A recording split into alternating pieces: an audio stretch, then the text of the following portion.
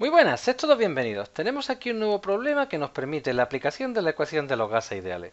Este problema es muy importante puesto que me va a permitir darme cuenta cómo puedo relacionar magnitudes físicas para medir conceptos diferentes.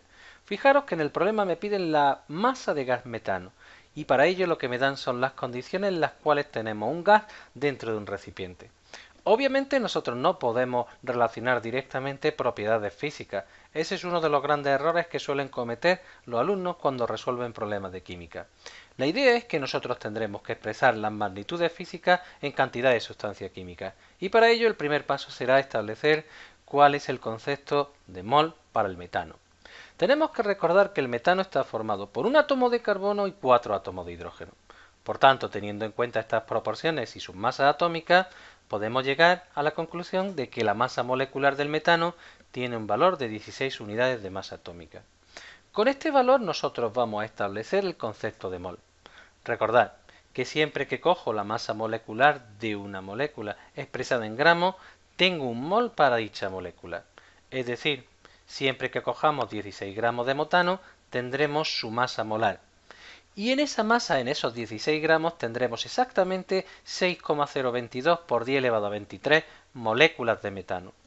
En el caso de que se encuentre en estado gaseoso, como es este caso, ocupará un volumen de 22,4 litros siempre que tengamos condiciones normales, es decir, una presión de una atmósfera y una temperatura de 273 grados Kelvin, es decir, 0 grados centígrados.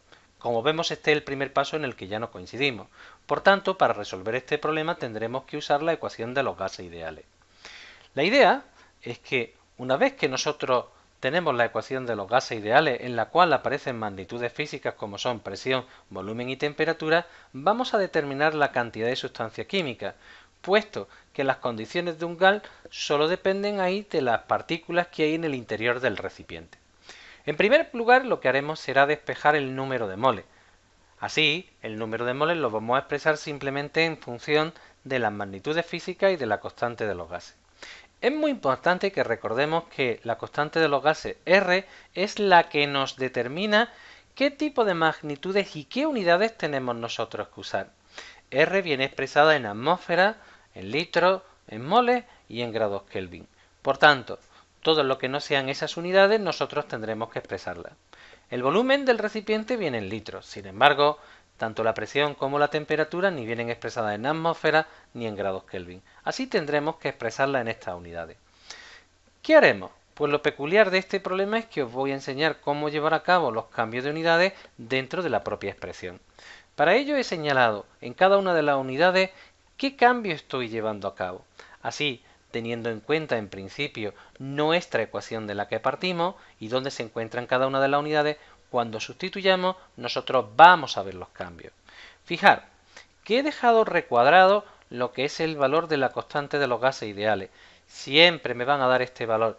Tiene que venir en los ejercicios y también lo encontraremos en las pruebas presenciales que realicemos. Así, teniendo en cuenta sus unidades, nos damos cuenta que los 1140 milímetros de mercurio los tenemos que pasar a atmósfera. Para ello usamos un factor de conversión que nos relaciona la atmósfera con los milímetros de mercurio. Fijaros que sabemos que una atmósfera tiene un valor de 760 milímetros de mercurio. Por otro lado, también he hecho hincapié en la temperatura. Como la temperatura viene en grados centígrados, tendremos que expresarla en grados Kelvin. Para ello, lo único que tenemos que hacer es sumarle el valor de 273 y así es como nosotros la tendremos rápidamente expresada. Así, a partir de estas magnitudes físicas con las cuales yo mido propiedades de un gas, averiguo el número de moles de dióxido de carbono que había en el recipiente, que se corresponde con 0,375. Y a partir del concepto de mol, nosotros vamos primero a determinar 1. La masa de gas metano contenida en ese recipiente. Es curioso, puesto que nosotros sabemos que un mol tiene una masa molar de 16 gramos. Como tenemos menos de un mol, con lo cual en el recipiente tendremos que tener menos de 16 gramos. Pero para determinar el número de gramos, lo que hacemos es establecemos la relación que existen entre los moles y los gramos. Recuerda, primero escribimos siempre lo que nos piden, seguidamente del dato real que estamos usando en el problema. Y a continuación usamos un factor de conversión extraído de la definición del mol que relaciona ambos factores. Como nosotros estamos usando gramos y estamos usando moles, nuestro factor de conversión contiene los moles y los gramos. ¿Qué sabemos nosotros de la definición? Pues que un mol de metano tiene una masa molar de 16 gramos. Así que como lo que yo tengo son 0,375 moles, el resultado serán 6 gramos de metano. Se escapa la unidad. Fijaros que con este dato mismo de mol, nosotros podemos contestar al siguiente pregunta. ¿Cuántas moléculas de gas metano tendremos? Para determinar el número de moléculas de metano, nosotros partimos de estos moles.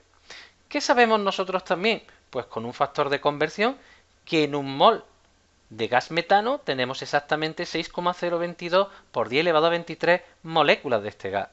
Así, en 0,375 moles tendremos una cantidad inferior a la de un mol. Nos sale 2,258 por 10 elevado a 23. A continuación nos piden que establezcamos cuántos átomos de hidrógeno tendremos.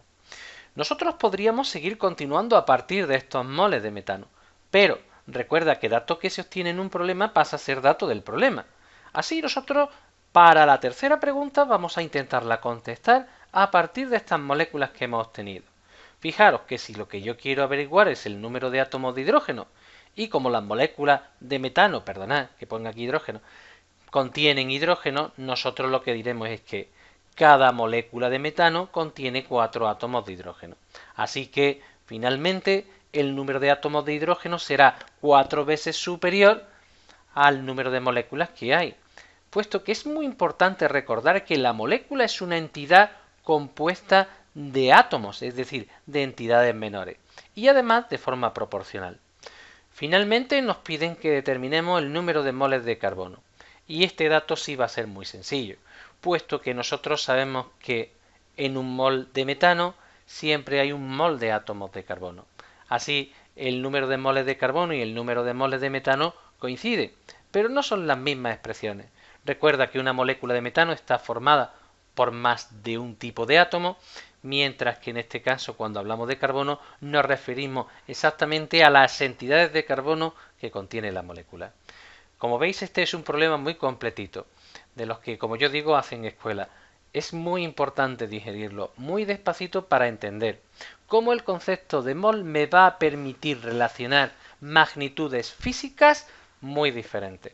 Venga, mucho ánimo y nos vemos en el siguiente problema.